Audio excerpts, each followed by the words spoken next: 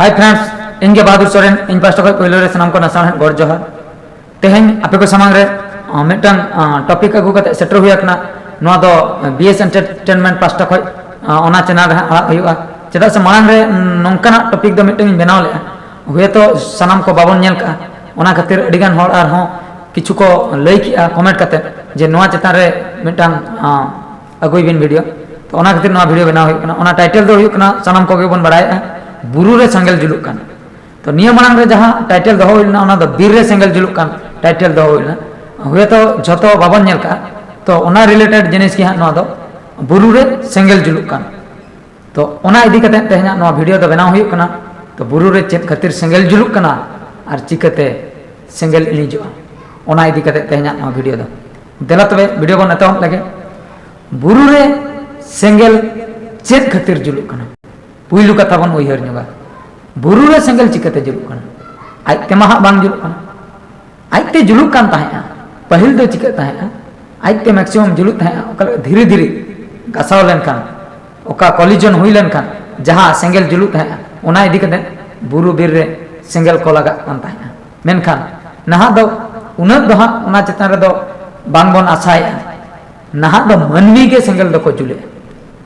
चिकते ओकोय को दो रस्कत को जुले रोहल सकाम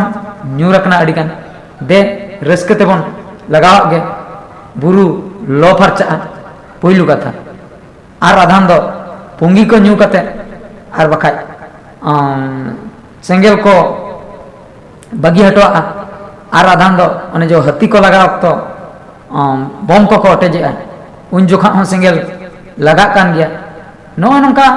किचुगान कारण मेना का बुरु रे सेंगल लगाव इदी कते सेंगल मा लगाव ना तो नीतो इनी जाय कोई ओना से सेंगल दो बन लगाया अब अतु दिसम हर गे मेनखान ओना सेंगल दो अतु दिसम हर दो बांग बन इनी जे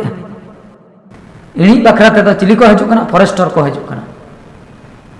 तो दिसम रे मनमी दो अडिगान ना कना किंतु फॉरेस्टर दो तिना हर को चक्री का कम ᱧᱚᱜ गया को तो उनको हर ते दो उनको हर सुमुंग ते दो चिकते उना मारंग बीर रे दो सेंगल दो को इनी दाड़िया। आबो जदि उनको बन गड़वा को तबे दो बुरु ना सेंगल जहां लगाव कना जहां गे बन लगाव कान तो ओना दो इनी दाड़िया। नितो कथा रकाब कना जे बुरु रे सेंगल लगाव कते तिना बेस बन कमी का अडिगान हर दो बेस मेनते को भाबिया चेदा से अडिगान हर चिंता धारा मेना नितो धाबी हो बुरु धारा करिन जे बुरु रे जदि सेंगल बन लगाव बीर को सेंगल लगाव लखान तो ओना मारे सकम जहां रोहर सकम ओना लो फरचा लेखान नवा सकम सागे नो दारे रे। अरे भाई दारे मा ताहेना चेतान रे उसूल दारे ओना रे मा बांगलो रे हो सकम मा न्यूर चबाइन परे मा सागे नो नवाना ओना तो विचित्र कथा तो बांग ओना तो जहां लेका चलु आकना वर्ष को वर्ष ओना तो ओंका के चलु को रोहर सकम न्यूरन परे तो नवा सकम सागे नो ओंडे बुरु बीर को लयन अतारन बांग अतारन ओना चला तो चेन हो सगई के बन कथा हुडिंग सकम लातार जहां सकम है ओना सागेनो तो ओना चिकते सागेनो जुदी बन अतारा कना सेंगल बुरु रे रोहर सकम जहां तिना ना ओना जखन धगौ धगौ जुलुक कना 5 फुट 10 फुट बांग रे 5 फुट हाइट ना दारे कमा ओना झारकाव तेगे ओना लोलो तेगे पूरा ओना दारे हलो इदी कना ओना बेरल दारे हो चिकते ओना आर सागेनो तीसरा हो बाय सागेनो ओना चिंता दारे जहां को बन दोहो का जे बुरु रे सेंगल बन लगाव खान दो सकम लो फरचा कते सागे नो ओना तो भूल चिंता धरा कना कटी कटी जहां दतनी कटे जहां तीन मारंग हेना ओना बन गासा कान दो दतनी ओना दतनी कटे लेकना जहां तिना गे दारे हेना सरजम दारे ओना को तो लो फरचा कना ओना आर हम दूसरा अमनआ लातार खय इने परे आर हम कटी हारा आर हम कालम खान गे आर हम बन अतारा आदो 30 दो मारंग ओना को दारे दो जतो तोर गे ओना को मा कटी कटी लेके बन गोजिया गज पर तो चिकते मारा जहां मारंग को पहिल को मारंग है एकना इने को गे मिटन बारिया हेना किंतु कटी जा दवन आतार गड़ी का कना तो ओना गतिर ओना को तो भूल चिंता देना ओकोय बेस मेंटेन बन भाबी आतारा खान नावा सकम सागे नो ओना दो भूल चिंता देरा कना आलो बन उनकायना बाबो मिट शर्मा बन नेला बाबन आतारा देखी नावा सकम सागे नो कना से बना मिट शर्मा बन नेला बाबन गय को तो अपले सकम चेतार दो उना तो बाबन डिपेडे मिट शर्मा बन नेल लगे बाबन आतारा सागेनो कना से बना जुदी सागेनो कना बा ओना लॉजिक दो भूल के तबन ओना खातिर बुरु रे सेंगल लगाव लेन खान आर बांग अतार लेन खान तीना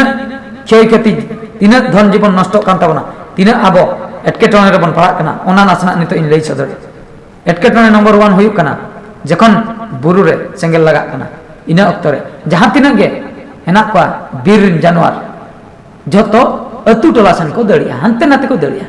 ओना भीतिर खय ओकोय को बन सेंद्राय को दो कुलई को आर बांग जम जिनिस जहां तिना हेना को उनको को दो बतरते अतु सेन दो बाको हजो ओना सेंगेल करे गे को लो बुजुआ आर बांग कांदो का करे को उकु को इना करे गे कष्ट मष्ट इना करे को ताहे को काटा को लोको तको ओकोय को हजो अतु तो हाथी हाथी मा बाय बतर है अतु हर हो बाय बतर का उनको दो अड़क हजो को अतु सेन नितो मिटो वीडियो देखा पे कना ओका लका बीर रे सेंगेल लगाव लन खातिर टोला सेन ओंडे मा बीर रे जमा बाय नाम ले जखन लास्ट चिके अतु टोला सेन हेना अतु टोला रे दाना बड़ाय आले सदा वीडियो मिटो इन देखा पे कना नेल तावन नुई जाहे हाथी नितो पे नेले कना नुई दो आले सदा बीर रे नुई हाथी दो अडी दिन धवी को ताहे कना हेना को गया मेनखान जमा बाको नाम कान नोनका को ओडक हिजु कना अब मनमी मा बीर करे बुरु करे मा सिंगल बन लगाया तो जमा दो ओना को मा लोतर चबायना जतो जहां लातार करे ताहे कना आर बाद बाकी दारे को उसूल रहना ओना सकाम को मा बाको तीर दड़ा मुचे रे टोलासन को हिजु कना हर को बाको खतिर को कना नोय डिटे को लेका को तनाम बड़ाया नेल को पे ओला करे को बोलन कना चिकया उपाय बनु उनी हो जमा लाई जलाते हेज एकना टोलासन जमा नाम ओना खातिर ओने जहा को ओना गामला करे जहाना कोगे नामे ओना को चटो बड़ाय जमा मा ओड़ा भीतर रे बन संभाव का उनी हो ओड़ा भीतर रे बोलो दाड़ा की नाते बन हुरियाय कने उनी हो निरुपाय चेन हो बाय चिके दाड़ कने रेंगे जलाते ओड़क हेज कने जमा ए पानते नो नंका कथा लास्ट अयुब करे खान दो जुदी बाबन ठिके दाड़े लेबेन इदी ओना गुजु आबना बगे तो एक्चुअली मेन कारण दो चे बुरु रे सेंगेल लगान खातिर ना को दो हुयु कना अच्छा ओना मिटन कथा चलाना आर मिटन कथा आर मिटन धन जीवन नष्ट करना ओका लका एटकेटोन रे बन पड़ना बुरु रे सेंगल बन लगाव के तापरे रिलैक्स रे बन ताहे जपिन किया बन ओड़ा रे ओना सेंगेल लगावते सेटरो कना नोंकान जगह रे जहां बुरु फेरात रे बीर धारे करे जहां को ओड़ा मेना झंटी को मेना ओना ओड़ा को ओना झंटी को लो तर चबा कना उनको हर दो आदो दाया को रा बड़ाय चिकया मेनकान उनी हर दोहा बाय आतर को ओकोय चोंग मन आतर को ओकोय ओड़ा टोला रना भीतिर से रहना तला से रे आर बाका दो हना मुचेत से रे बीर धारे बुरु धारे दो बगा हना मुचेत से रे जहां ओड़ा की ओना सेंगेल दो बांग सेटरो उनी आतर कना मेनखान बुरु फेडात हर उनको दो को हैरान कना उनको को एटकेटोन रे को पड़ कना तो चेत बेस बन कमी की ओना खातिर आइते सेंगेल लगा तो अड़ी कम गया परसेंटेज अड़ी कम आसा मेना ना जुग रे दो मेनखान अड़ी गान दो अपनार बड़ाई कते के मनमी गे बन लगाव कना सेंगेल दो बीर बुरु दो अब प्रकृति कान तबना नेचर कान तबना ओना जदी बन बांचावा ओना दारे करे खय अब ऑक्सीजन बन नामे जहां साहेन रे चला कना जहां गैस ओना गे ओना दारे खय बन नामे ओना गे जदी बाबन नामा ओना गे जदी आतार तर जबन ओना गे जदी बाबन हरा हचवा तबे दो अब चिकते आगाम दिन रे बन बांचा अब गिद्रे कथा के मनमी कथा के बन रपड़ा जुदी मनमी गिद्रे रे बन गoj गिडी को हरा आई चिकते नेक्स्ट पीढ़ी को जनामो आ चिकते उनिमा गिद्रे रे बन गoj गिडी काई कना से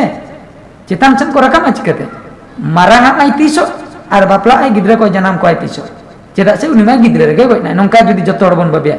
गिद्रे जिनिस न जे दारे करे ना गिद्रे जहा कटी कटी दारे को बन नष्ट गिडी का कना तब ओना दारे ह बांग ओमन अंका तमा बांग हरा गिद्रे के जुदी उनका बन गoj गिडी को तब अब मनमी चिका तको आर को हुयु नंका कथा बीर बुरु रे सेंगेल लगाव दो अडी मारा गलती कना अडी मारा भूल कना उनकान कमी दो जहां को बन कमी खान दो आलो बन कमी और जहां को जुदी बन नेले को उनका को कमी उनको को दो नासना मनाño को दया कते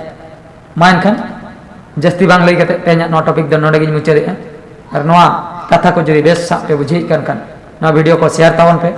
चैनल को सब्सक्राइब तावन पे मान का मुचे सनम को आर मिद दाव और जोहार।